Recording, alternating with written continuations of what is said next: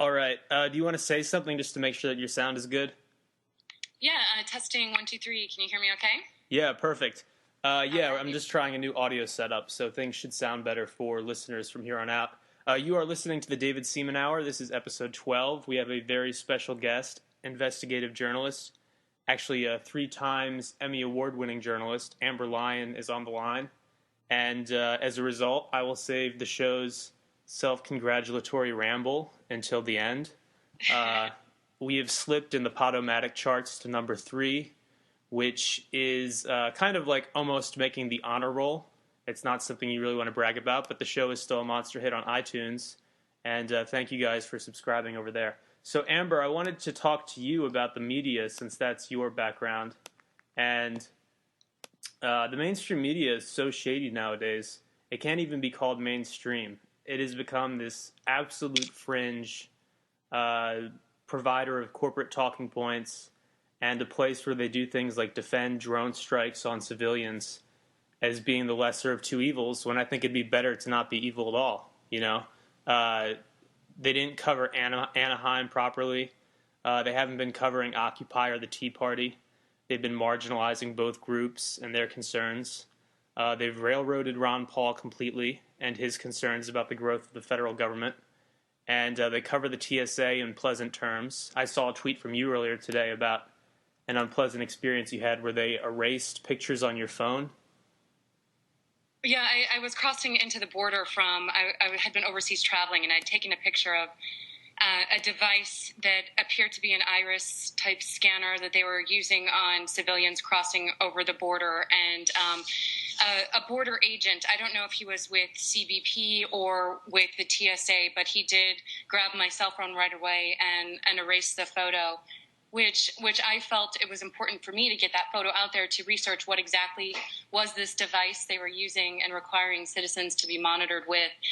And once again, it's freedom of information, freedom of the press, but they don't see it that way.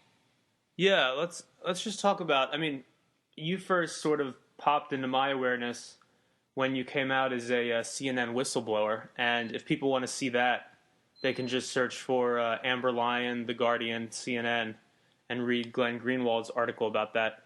But I actually want to talk to you mostly about this emergence of our police state. Like, so you saw what appeared to be an iris scanner, took a photo of it in your capacity as a journalist, and a very good journalist at that, and they deleted that photo. Yeah, I mean, my phone was instantly taken away, and the screen didn't have time to lock. And I know I was criticized by some for not uploading it to some type of Dropbox site right away. But I had just come off an 11-hour flight, so I was quite weary. And then I noticed that this screening process, and it disturbed me at the time because I could tell the gentleman in front of me, an older man who didn't appear to have a criminal record, was being forced to give digital fingerprints and also look into this scanning device. And so that's what disturbed me when I saw and felt empathetically that he was bothered by this. And so that's when I took the photo. And unfortunately, also, I slipped up and my phone made a click, and you could tell I had taken a photo. And right away, the agent asked for my phone and really grabbed it out of my hand and erased the image. I'm more of a fighter. Normally, I would have put up more of a stink about that. But above all, I think that, we're being told we're not supposed to monitor what's happening at our border crossings, but these are incidences of the government collecting our personal information. I feel like the people have a right to know the truth of how exactly they're being monitored by the government, and I should have the right as a journalist to provide them with that information.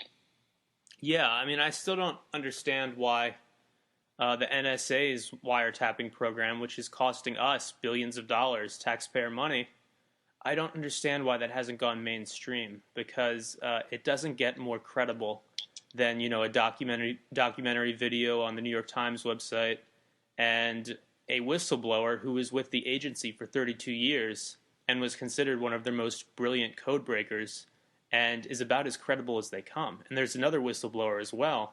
There are a couple of them, but I don't understand why this isn't public knowledge. I feel like if everybody knew about iris scanners and if everybody knew about Trapwire and the NSA's program and that $2 billion data center in Utah they're building, there would be such a loud level of discussion, and we haven't had that national conversation at all, you know? And that should make us all suspicious. We should all be suspicious. Why aren't these mainstream media outlets reporting on this information? Is it government intimidation? What is going on?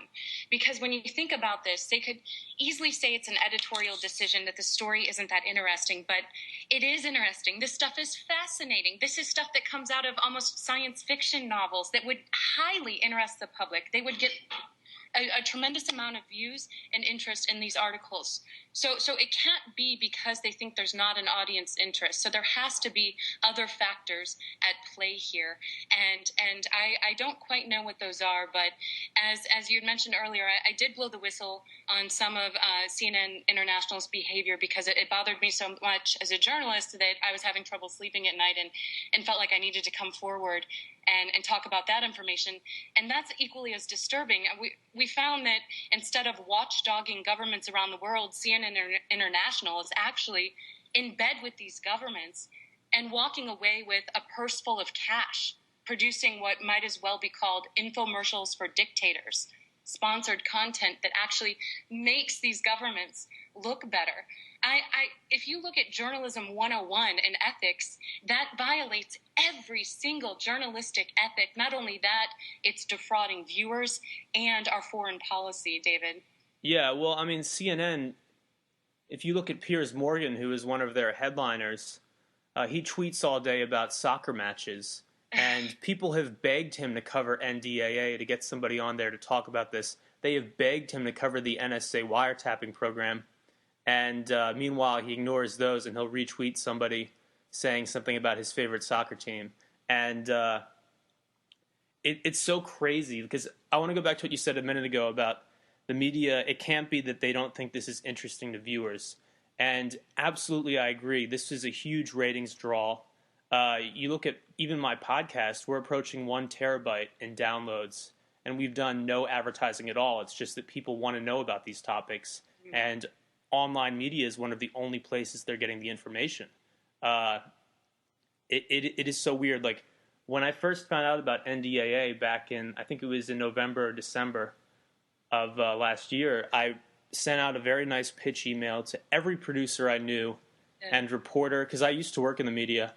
And I've gotten on TV for dumb stuff, and I've gotten, clients covered, and when I had done PR in the past.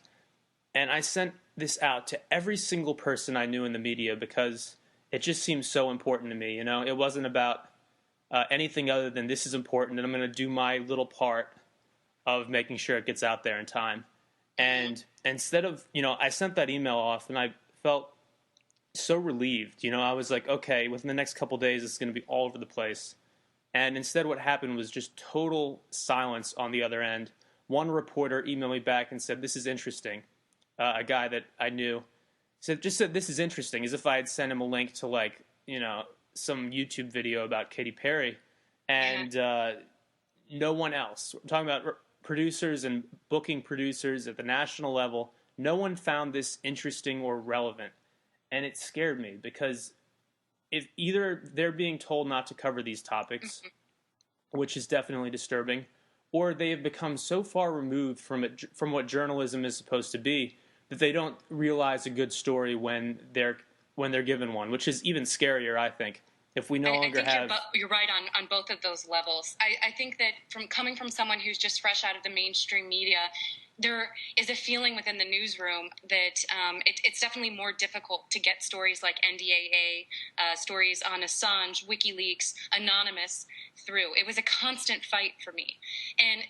And almost in a way, you're treated as if you're a problem more than being an actual good journalist, because it requires more. Your pieces require more editing. It requires more work. So it's a lot easier to go and cover the fact that Snooki is pregnant, or some of these other stories. So it kind of becomes this systematic degradation of journalism within newsrooms nationwide, and then the good journalists leave.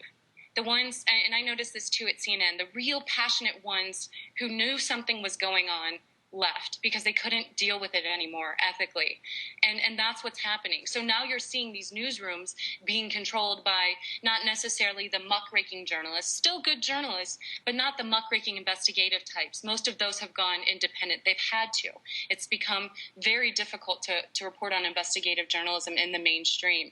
And that's scary too, because these corporations like Time Warner have such an incredible reach, especially worldwide, and to know that you don't have muckraking investigative journalism filling these networks is disturbing, not only for viewers, but for journalism in general, David. I've been very concerned about the state of journalism in our country and what students coming out of college are thinking journalism is. Because what we're seeing on these mainstream outlets is not journalism. You know, I'll go in, I always quote George Orwell, who says that journalism is publishing something someone else doesn't want to see or doesn't want published. Anything else is PR. And what we're seeing on these networks, unfortunately, is PR. And not only PR for companies, but PR for governments. And that's scary. Yeah, absolutely. There's one show on CNN where it seems like they always take a very, like, as positive as possible attitude toward agencies like the TSA. Yeah. And it's almost like, you know, we're going to spend 90% of our time talking about how this is necessary, and then maybe we'll have a dissenting view every now and then. But the unconstitutionality of these programs is not even addressed. And I don't think it's limited to CNN. I think you brought up a good point with Time Warner. The major news networks are owned by a handful of entertainment conglomerates. That's what they are. I mean, you have NBC is owned by Comcast. And the issue with that is earlier this year, SOPA was something that should have been absolutely massive. The fact that Google petitioned it on their homepage, more than 7 million people signed that petition, and it was a major threat to freedom of speech. And you had almost no coverage of this on MSNBC. You had a weekend segment where the anchor was, he appeared timid and afraid to be calling out his boss about SOPA. Mm-hmm. And they had, I think it was like the legal counsel for NBC Universal was their guest. That was their legal expert. I mean, not exactly the most unbiased person out there to choose as your legal expert, you know? And these journalists, they have leashes around their necks right now, duct tapes across their mouth. I felt like when I left the mainstream, I finally had the leash taken off around my neck, and I could rip the duct tape off, and I could breathe and actually have freedom not to be censored as a journalist.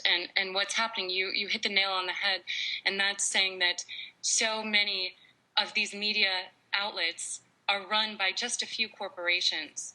And journalists are scared to piss off these corporations because they always say it's such a small business. Don't burn any bridges.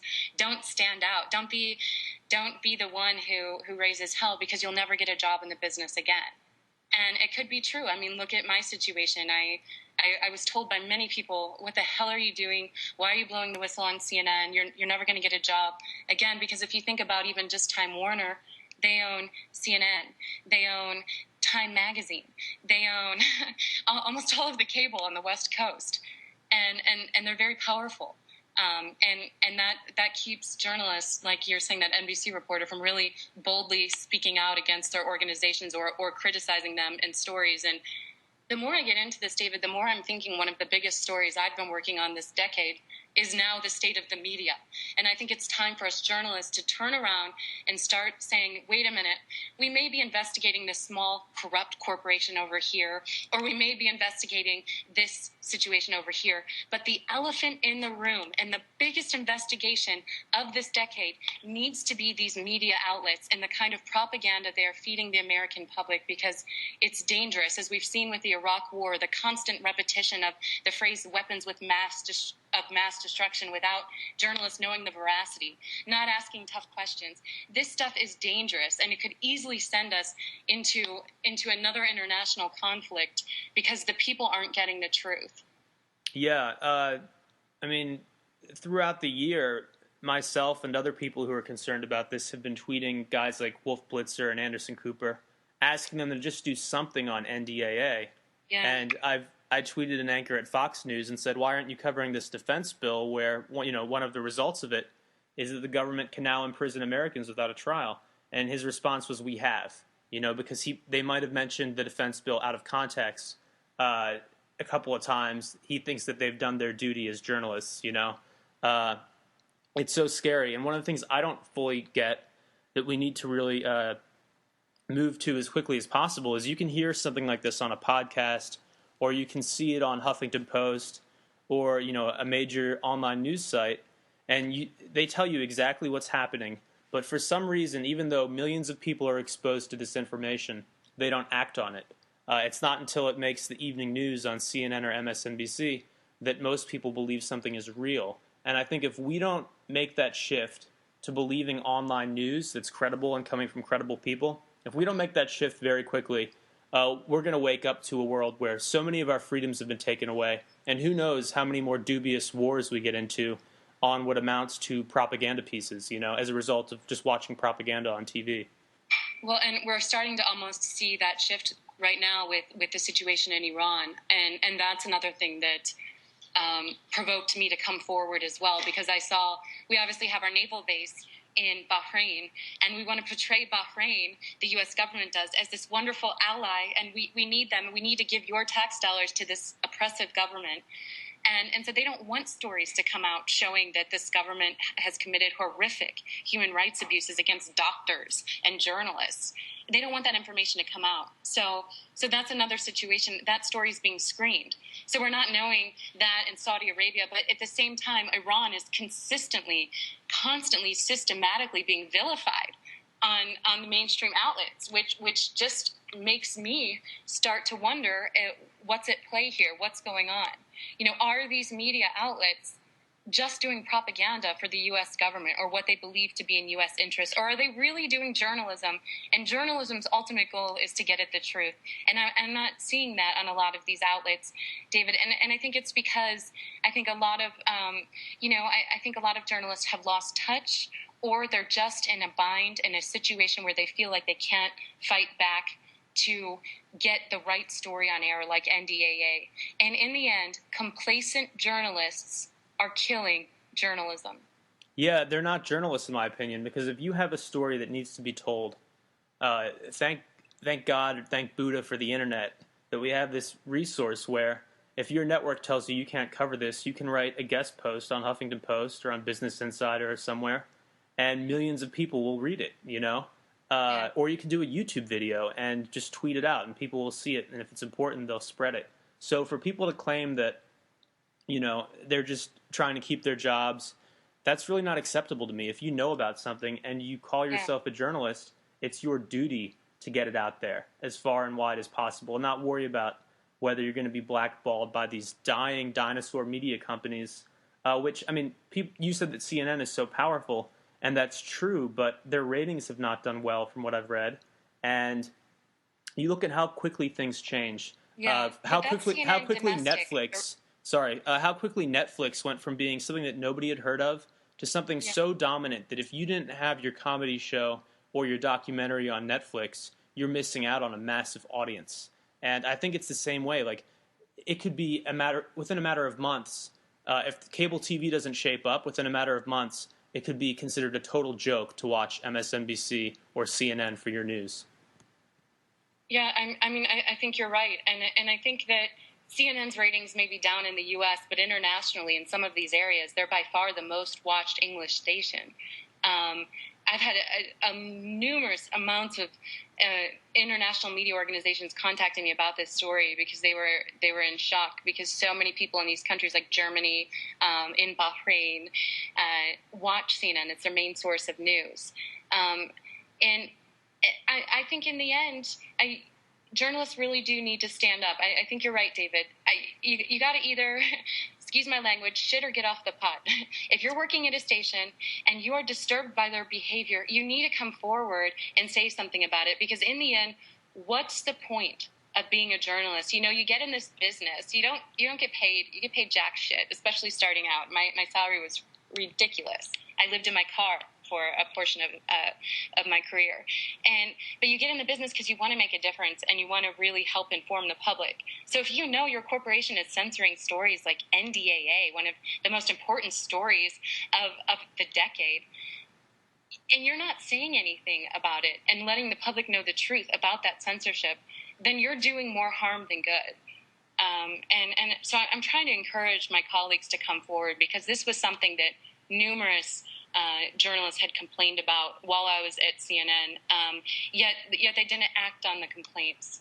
And I think that just goes into the general, are you going to walk the walk, or if you talk the talk, and I think very few people in the end really have the courage and gumption to come forward, especially when you're an ant dealing with the elephant of a network like CNN and Time Warner.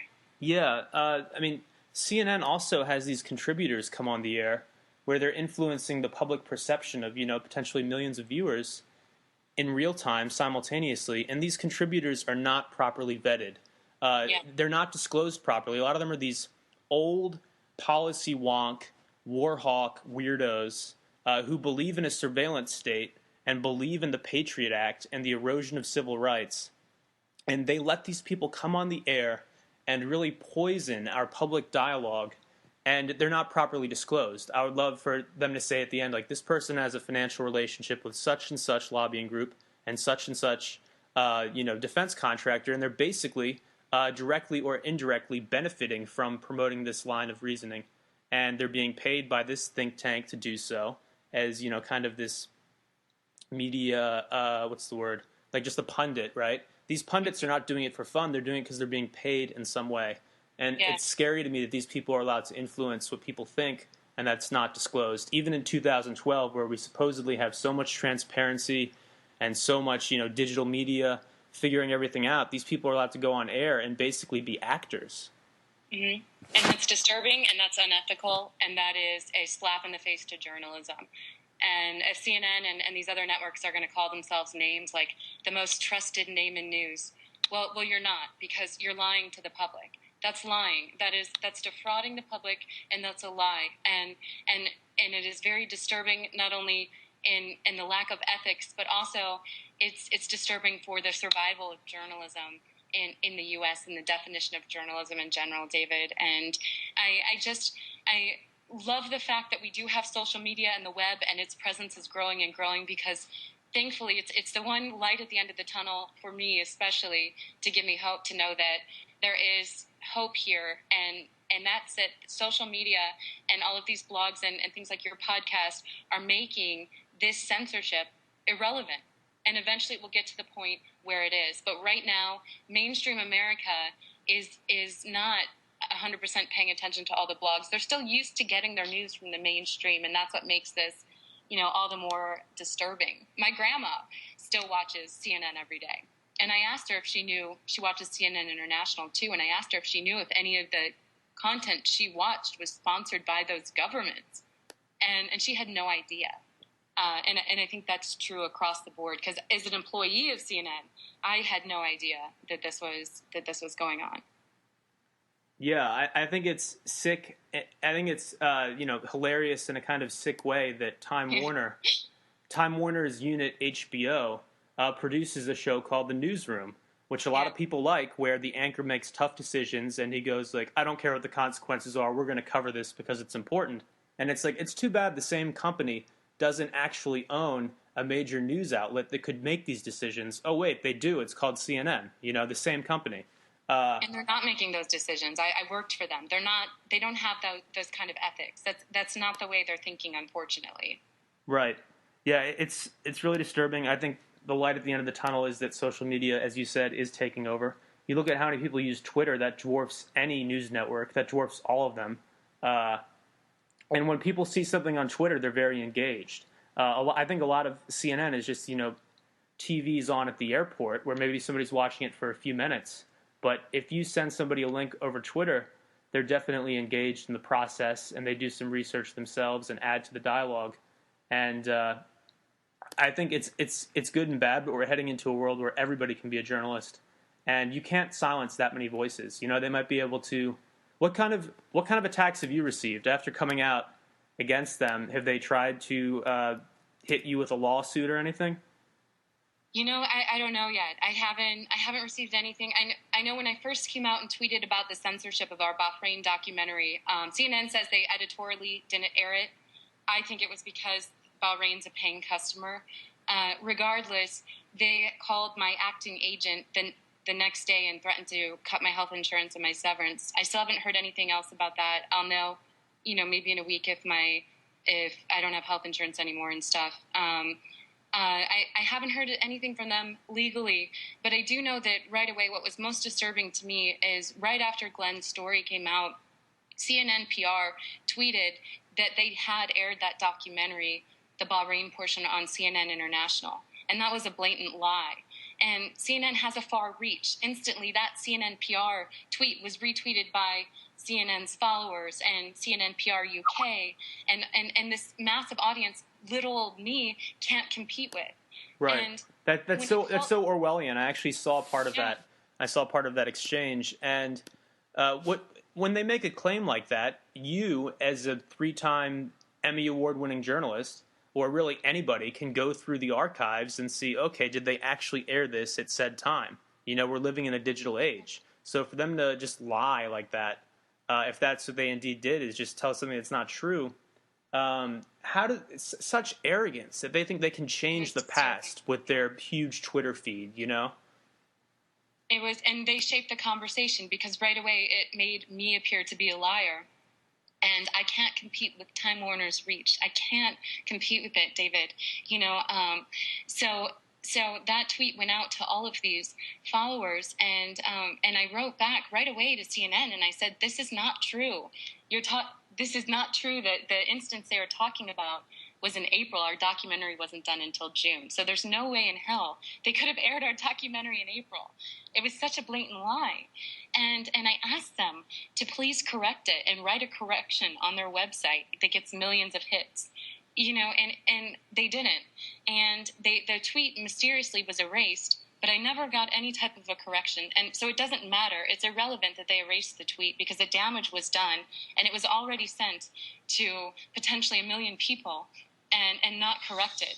And that's scary. And that's scary not only for me, but future whistleblowers, because it's an easy way for them to use their massive reach to drown out any voices of dissent or any voices that are trying to give truth to the public, that CNN doesn't want the public to hear.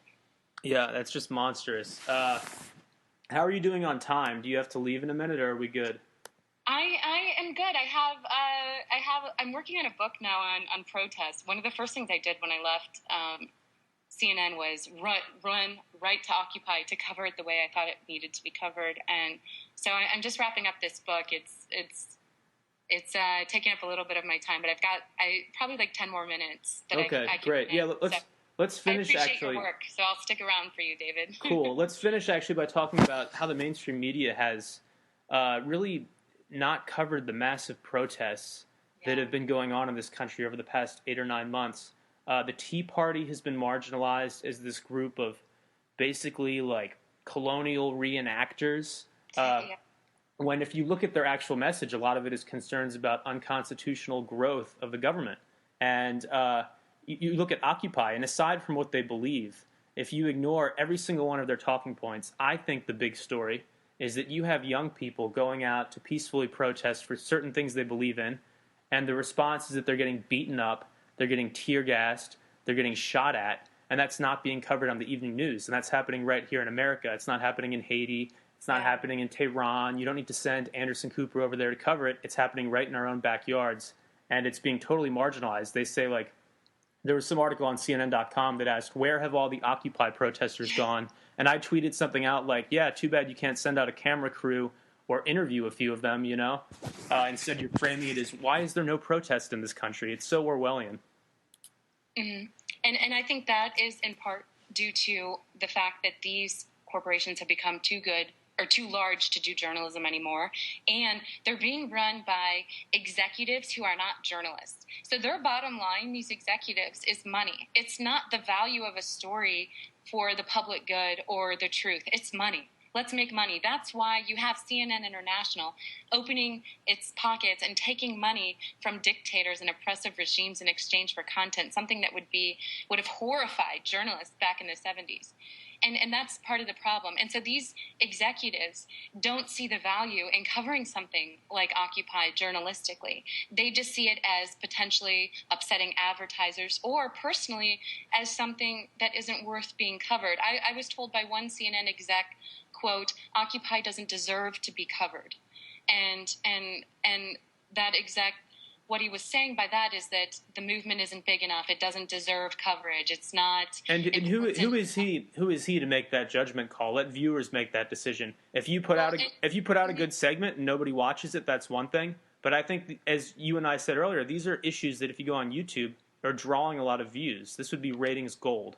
Police brutality. Not even ratings gold journalistically. I mean, we're having American citizens and journalists being shot at. Yeah. By police. Like, I was covering the Anaheim situation, and the police came out dressed in full military gear, driving down the street on the back of trucks, and my jaw hit the floor. I could not believe they were dressed like this for an unarmed group of protesters that included a lot of children. And at one point, I was standing on the side of a 4-lane road in a busy part of Anaheim, photographing a dumpster that had been set on fire, and all of a sudden, I'm getting shot at with less lethal rounds. Yeah, once again, they are bean bags or pepper balls, but still, those are lethal. I've seen overseas, those can kill people if it hits you in the neck or the head or the wrong area. And I'm sitting there, clearly blonde hair, a bright green shirt, with a camera in my hand, shooting a dumpster fire and getting fired at by a line of police officers, and having to hide between two trucks for a couple minutes while projectiles whizzed past. I mean, that should be the number one story on the mainstream news outlets. Stories like those, and stories like the journalist arrests at the S-17 event. But they're not covering it, and that is what is just so disturbing, David. But thankfully we have these small journalistic organizations rising out of the both sides of the spectrum to cover these issues, because for these executives not to cover this and not to it just journalistically, that's not a journalistically sound decision. That may be a financially sound decision for them, but journalistically it is not. Yeah, I think, well, if you want to call yourself the most trusted name in news, you have to cover something like that, or you're just a joke. And what's so crazy about the disconnect between what you assume a peaceful protest looks like based on what you read about in school, in your civics textbook about how you have the freedom of speech and the freedom of peaceful assembly, when you compare that to some of these Ustream feeds to what peaceful protest in 2012 America actually looks like, where they're dressed in these head-to-toe riot gear things, and where they're taking a very aggressive stance against people who have committed no crime, and just pulling people off the sidewalk and plastic handcuffing them, throwing them in the back of a van, and I think in some cases forcing them to urinate on each other. That was something that came out earlier this year. When you see stuff like that, it makes you wonder what's going on. It feels like we're kind of losing the rule of law. It's like these corporations and these government agencies expect the people to still play by the rules. You have to pay your taxes on time. You have to, do all of these things. You have to file for a permit before you can protest in such and such area. But meanwhile, we can do whatever we want. We can shoot less than lethal rounds at you. We can imprison you, like happened with that Brandon Raub guy. We can imprison you for something you posted on your private Facebook page, which is insane. And we can, if you're a journalist who's doing good work and actually getting stories out there, we can make sure that you never see the light of day again. You never get another network news job. It is absolutely crazy. If let's turn things around. What if I had just shot at police with less lethal rounds like they did to me? I mean, I think you are completely right, David, and that there is a disturbing sense of we can do whatever the hell we want going on right now within law enforcement and the government. And part of that is because we don't have journalism to keep a check on these guys. I mean, the number one job and goal of a journalist is to watchdog authority and watchdog the government, and we're not seeing that being done by the mainstream media. So we have this huge vacuum, and they've filled it with recklessness, because it is reckless to go in a street in Anaheim and just start firing upon unarmed civilians with less lethal rounds. That is reckless behavior, and they've been doing it not only in Anaheim, but they've been participating police in that type of behavior all over the country. And that's why it's so valuable and so important for us to rebuild journalism here in the country. But another thing, David, I have to be honest with you, it is pretty terrifying for a lot of investigative journalists right now. It's a terrifying time for us because you have Obama prosecuting more whistleblowers and journalists under the 1917 Espionage Act than any other president in history. He's already prosecuted 6. So he's essentially, because as a journalist, our number one thing is to never give up our sources. But because he's criminally prosecuting journalists for not giving up their sources, he has turned all journalists into criminals. I mean, that's the black and white of the situation. And it's a terrifying time as a journalist because you don't know if, because you're telling the truth, you're going to be pissing people off, and you don't know if then that's going to cause them to make your life hell or for you to disappear under some ridiculous charge just because they want to take you out of the game. And that's a fear. It's a really trying time for journalists, not just because of the corporate-owned mainstream media, but also because of Obama's systematic criminalization of our profession, unlike any other president in history. And why this isn't being covered by the mainstream media further cements the belief, I think, and should cement the belief in a lot of people that there is a cover-up going on of a lot of these stories. Occupy, the Obama's criminalizing journalists, NDAA. There's a systematic, anonymous, a systematic cover-up. And I think that if you put all of the facts together and look at it, anyone can come to the conclusion that there are forces at play here that are manipulating the media, almost turning it into state TV as you would see overseas in more quote-unquote oppressive countries. Yeah, as you were talking about that, I brought up something I screen grabbed. WikiLeaks on their Facebook page pointed this out a little while ago. The Obama campaign brags it has, quote, prosecuted twice as many cases under the Espionage Act as all other administrations combined, end quote. They literally are bragging about something that should be so shameful and disgusting. And the source for that is BarackObama.com. The title of the page is Fact Check. President Obama has aggressively pursued and addressed national security leaks. The facts are clear. President Obama has aggressively addressed national security leaks. So they're taking something that is really quite shameful, and in this weird way, they're twisting it around and repackaging it as a strength. You know, I think it's a weakness. I think if your administration attacks journalists, that's a sign of weakness. It's not a sign of strength. So why aren't journalists raising hell about this? Well, that's another question I asked. The problem is you turn on MSNBC at night with somebody like Rachel Maddow, and they portray Obama as this kind of progressive guy who's trying his best, and they don't show you that just total what's going on in this country right now is much closer to a Bush term 3, a third term of the Bush administration, than it is to what people thought they were getting when they voted for Obama in 2008, and then people stopped paying attention. And I think that's, you know, and you have shows like that, one show that leans left, one show that leans right, you know, they're pro the left or pro the right. Really, everyone should just unite together and just be anti-bullshit, you know? I mean, that's what we need from journalists. And unfortunately, we're not seeing that. And I think there's also a fear among some people, at least more of the liberal types I talk to. Personally, me, I have no political affiliation whatsoever. I don't even vote because I don't want a dog in the race. I want to look at every single person as a watchdog and be just as critical with every candidate, every party, everything as I am with the other. And so I see from some of my more liberal-leaning and pro-liberal journalists, friends, that they're worried now to criticize Obama because they so fear Romney getting into office that they're letting the administration get away with these types of infractions and not raising more hell about it like they should be doing. And I think it's a time we all need to have a little more integrity in the profession and equally go after both sides and fight for the truth regardless of what happens. Because in the end, as I like to say, the truth doesn't have a shelf life, and unfortunately that also gives me hope because this will come out. It will go in the history books that Obama turned journalists into criminals. And I frankly, I wouldn't want that is my lasting legacy, but that's something that he can't erase at this point, because he has turned us into criminals and instilled fear in journalists. And because of his actions, I even felt the leash tightening around my neck at CNN, because it became not anymore whether a story was of journalistic value. It became a risk assessment of how much is this story potentially going to be subpoenaed by Obama, and then how much is that going to cost us legally to cover.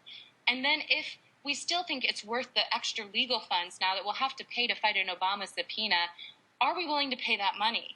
And so he had a direct effect on the mainstream media with his whistleblowing. They sent a message to these corporations and it worked, and I saw firsthand that it worked. Yeah, that's so crazy. In Hollywood movies about journalism, you think that your bosses would go, get them. You've got the facts, go out there and get them. But in reality, it's, well, we have to speak to our legal team. We have to make sure that we've distanced you far enough from the organization, and you have to be aware that if anything happens legally, you are personally responsible, not us. And it's so creepy because a lot of these companies, even new media, they just don't have the resources. They can't deal with nonstop lawsuits. They don't have the money. They would go bankrupt. And it's so messed up. You have to be creative now. I'm working now to start a media company. I'm trying to. I've had to become a businesswoman, and frankly, I really hate doing business, David. But I've had no choice. I feel a duty to try to create something that will work and maneuvers around these legal obstacles and kind of refreshes journalism. I've been so bogged down with coming up with new plans, ways to avoid lawsuits, and setting down the foundation of my company, because that is such a reality in journalism nowadays. And not only now corporate lawsuits, now you have to worry about getting thrown in jail, as James Risen of the New York Times is worrying about right now as he's being subpoenaed by Obama.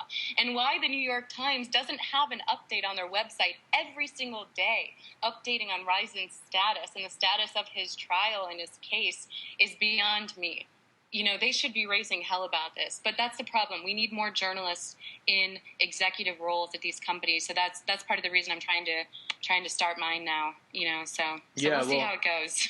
I'm glad to hear that. I feel like it'd be great for you to get into the business side of things, because truth is something that sells. It's going to be a very big item over the next couple of years.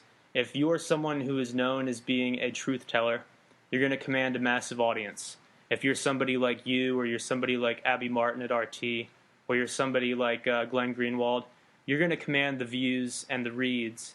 And these people who have become proven hacks and proven liars are going to be out of work. It's going to be basically the opposite of what it is right now, where somebody like you is persecuted. It's going to be the opposite. This is going to be a badge of honor, not something to be ashamed of. And I know you have to go. Thank you for coming on today. And let people know, where anybody listening to this, how can they help you out? What's your website? Do you need money, or can people subscribe somewhere? Well, I'm always in need of money, David. You need to set up a WePay page. People will give you money to just keep covering stuff. Yeah, luckily I live a very simplistic lifestyle. I hate to shop. I don't eat a lot, so I've been okay thus far. That being said, things could change in the future. But right now I'm working, like I said, I'm doing my Business 101 classes and just kind of quickly teaching myself about all this crap I hate, numbers and valuations and all this stuff, as quick as possible to get this company off the ground. So hopefully when we get up, people, we're going to still have an advertising model. We still feel like that can work. So hopefully people will like what we do and want to advertise on muckraker.com. That's the name of our new site. So muckraker.com. Okay. Mm-hmm. Yeah, that's so funny about this. Before I let you go, things are not as bad as people think. All these basic models still work. The idea of providing news and then supporting it with a sponsored message, that still works. And that's how a lot of podcasts are able to keep in business. And electing representatives and sending them to Congress, that still works. It could work anyway. It worked for a portion of our history. It doesn't work right now because it's become so corrupt and damaged. But when people say they want to throw out these institutions, I think we should be trying to fix the institutions, not tear them apart. We're going to need powerful news organizations over the next 10 or 20 years to get these stories out there. And they might be different organizations, but we still need that structure. And I think that some of these organizations, mainstream, have gone too far. There's no turning back. It's not like they can just change. I tried for 2 years. People say, why did you stay there so long? I was under contract and I tried. I tried to get things to change from within. It's not possible anymore. They become too big for their own good. That being said, people want you to think that journalism isn't profitable and it's a charity case. And that's not true. Some of my most hardcore investigations were by far the most watched content that we had running on CNN. It was profitable. There are forces at play that want us to think as journalists and want investors to think that it's not profitable because they're scared shitless of investigative journalism surviving because investigative journalists are going to uncover their corruption. They want journalism dead. So I firmly believe journalism can be profitable, it can be self-sustaining, and it can be a great outlet for viewers to go and be informed. I just think we're being misled, David, by people that want to see journalism die, and so I refuse to believe that. So that's why I'm working to get this new media company off the ground, hopefully. All right, great. Thank you very much, Amber. Hey, thank you, and keep muckraking. I enjoy reading your tweets and learning and reading articles that you send our way, and just appreciate your passion for the truth, David. For sure, yeah. I haven't done all that much original reporting. I just try to be an amplifier for stuff that's being covered elsewhere. Well, you're doing a good job of it. I appreciate it. There's very few true muckrakers willing to have the balls to come out against the flow and say, wait a minute, I'm going to put my neck on the line here and risk everything to get the truth exposed. And I feel like you're a true muckraker. So more power to you, solidarity. I appreciate it, David. All right, great. Thank you very much, Amber. Hey, take care. You too. Bye-bye. Stay safe. All right, Amber Lyon is gone, but I am still here. Be sure to follow her on Twitter at Amber Lyon. This is somebody who needs as many followers as possible because, let's see, if Amber Lyon has a couple million followers on Twitter, she will be able to combat some of the lies that are out there. But if she only stays with what she has, which is, I don't know what it is, it's still a lot of followers. But my point is that people like Amber Lyon need to be elevated by the rest of us. We need to acknowledge that they're doing real journalism, and we need to let them know that we have their back. I feel like if things turn around the way they should, in a couple of years, somebody like Amber Lyon will have her own nightly primetime news program where she isn't told that certain subjects are off limits. And where if she's ever told that, she would come out on air and totally shame that production company for what they have tried to do. I feel like people like that are the future, and we're headed there anyway. It's impossible with the internet to keep facts from surfacing, even if they surface by way of hacktivists and groups like WikiLeaks. One way or another, the truth gets out, and it's so chilling to have somebody like Amber, a former CNN correspondent, tell me that Obama turned journalists into criminals. That's certainly not something you hear about on the evening news. And it's not even something that the Romney campaign brings up. They're not bringing up Obama's record on civil rights or his attack on whistleblowers. And it makes you wonder, are they not bringing this up because they don't think it will play with voters? Or are they not bringing it up because they plan to pursue a similar policy? I don't know the answer to that, but it's definitely disturbing. And I'm going to keep talking for the next few minutes because people keep saying, why doesn't the David Seaman Hour go for a full hour? And I acknowledge that we need to do a better job of going for the full hour, especially for those of you who are listening to this at the gym or in the car. It's weird to get on a roll and to be listening to something you really enjoy and then to have it end too soon. But yeah, so in my little dream reality, Amber Lyon would have Piers Morgan's job, basically. That's what I would like to see happen. And Abby Martin, who already has her own TV show over at RT America, I was on her show recently when I was in DC. You can watch it at youtube.com/breakingtheset. That's a show that should be viewed by millions of people every night. I don't know what its ratings are right now, but that's a show that's doing real journalism. And that's so rare nowadays to have the resources to do a TV show that is professional and has, correspondents and producers and everything. To be able to do that and to be able to challenge authority is such a rare thing that we all need to support those shows when they come along, which is, few and far between. The same with Glenn Greenwald over at The Guardian. His column is something you need to add to your RSS reader or whatever you do to read news online. You need to read everything he posts because he's somebody with the credibility and the attention to detail to get these stories out there, and that's what he's been doing. And kudos to him. And yeah, I feel like we're in a place right now where, as I said on the phone on Skype with her, these things that some journalists are ashamed of right now, they're ashamed that they're causing trouble for their organizations. In a couple of years, that's going to be a badge of honor. And if you were one of these absolute sacks of shit who sat there and allowed lies to be broadcast and allowed, stories about the NSA's multi-billion-dollar warrantless wiretapping program of American citizens, if you allowed that story to be buried, you're going to be out of a job, and you're probably going to be investigated because what you're doing, if it's not actually illegal, is so unethical that you should not be allowed to go anywhere near journalism for the rest of your life. And one of the great things about journalism is, unlike being an MD or something like that, you don't need to be licensed to practice. Anybody can call themselves a journalist. And in a lot of ways, that's a great thing because some of the best journalism occurring today is coming from these live streamers and these citizen journalists and online contributors. So it's a good thing, but it's also a bad thing because some hack who has an agenda and who is literally paid by think tanks to promote lies on television, that person can also call themselves a journalist. And that's definitely problematic. Okay, we're close enough to an hour. I actually have to head out in a sec. But 51 minutes, 53 seconds. So, finally, my sponsor. This is very important. Don't turn this off yet. CreditCardOutlaw.com. That's a company I founded in 2009. And the company has sort of taken on a life of its own. But it's such a cool site. Go to CreditCardOutlaw.com. I'm going to go there right now so that I can experience it at the same time you're experiencing it.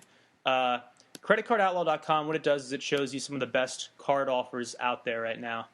Chances are you have some credit cards in your wallet, and this site allows you to compare what you have to what you could have. And if it turns out that the cards in your wallet are great, and they're already very competitive and giving you good cash back or lots of air miles every time you buy something, then great, stick with what you have right now. But if you browse through Credit Card Outlaw and you see a deal that is clearly better than anything in your wallet, apply for it. In a lot of cases, you can get an approval decision within 60 seconds. And there you go. It's a good thing to have a couple of good credit cards in your wallet with a high credit line and with good customer support and all of that. Because certainly when I've traveled to other countries and even just traveling to LA to do a show or something like that, it's good to know that I have a backup in my wallet. That if for some reason, if I run out of money or if my checking account is frozen due to somebody hacking into my debit card, it's good to know that I have a backup line. And that's how I look at credit cards. And I also use credit most of the time when I buy things because it adds a layer of protection. I don't like revealing my debit card number. And I only like to use cash on things like restaurants and bar tabs. I think if you buy something that's a big ticket item like an HD TV, you want the added purchase protection that comes along with paying with plastic. But of course, if you're somebody who can't handle credit, don't go anywhere near Credit Card Outlaw. I only believe in responsible credit use, paying for things you can actually afford. That goes without saying. So coming up, over the next couple days on this podcast, we have an amazing lineup of guests. Amber Lyon was amazing. What she's doing is truly heroic, and everybody needs to follow her, as I said, at Amber Lyon. But coming up, I don't want you to feel like this was the climax. We have some great guests coming up. We have Lee Camp and Matt Staggs and Dan Carlin from Common Sense with Dan Carlin, the popular show. All three of them will be joining us this week. All three of them are big names who are doing important things and who have an interesting way of looking at the world. So thank you very much for listening, and be sure to subscribe for free on iTunes. That helps move us higher in the charts, but more importantly, it helps ensure that you get all of the new episodes downloaded to your phone or your laptop or whatever automatically. Take care and have a good rest of your weekend.